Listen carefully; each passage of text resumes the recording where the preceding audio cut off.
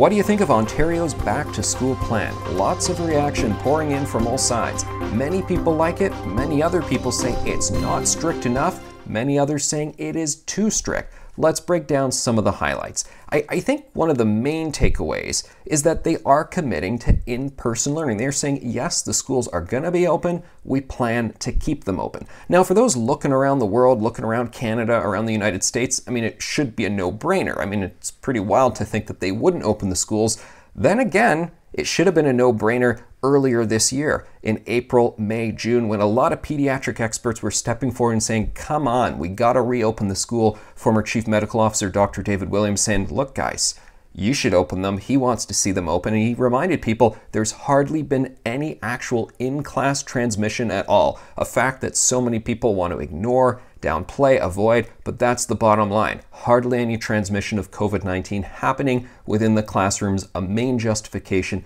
to keep those schools open. So in truth, the fact that they are just committing to opening in September and see it as a total no-brainer, I mean, that in itself is actually something of a victory based on the Ontario mindset that has unfortunately been so tough on our kids, much more than other provinces, much more than other states in the US and places all around the world. So a victory from that vantage point.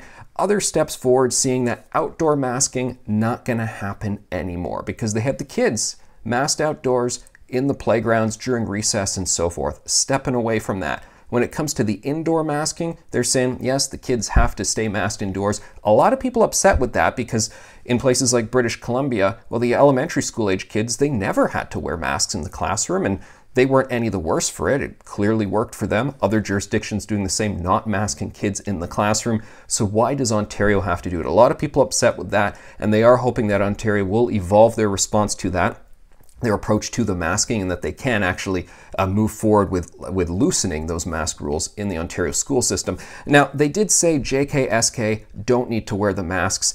Toronto District School Board, though, just stepped forward and said they're going to go against provincial recommendations and they will require JK and SK kids to wear masks. A lot of folks going, what on earth is going on there? But then you do have the COVID busybodies who they don't want to embrace the good news. They still refuse to acknowledge the fact that, as many pediatric experts have said, when it comes to kids, well, influenza is actually more severe for them than it is COVID-19. And those individuals who won't embrace the good news and won't acknowledge the truth about COVID in kids, they want to see things even stricter. And they're scandalized that I guess there won't be outdoor masking and so forth. They wanted to see stricter policies there. The guide also goes on to say, yes, you can have clubs, you can have extracurriculars, you can have sports. They push for as many things to be done outdoors as possible, but still allowing for many things happening indoors. We got to get the kids back to as much normal as possible.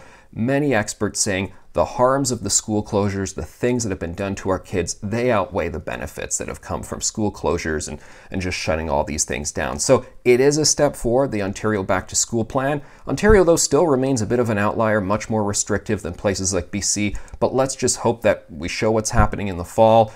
We reiterate the fact that, yeah, the in-class transmission thing, it was never really happening in the first place. Let's talk about that more. And then hopefully we can loosen these rules even more as the weeks go by and give kids what they deserve, a normal life.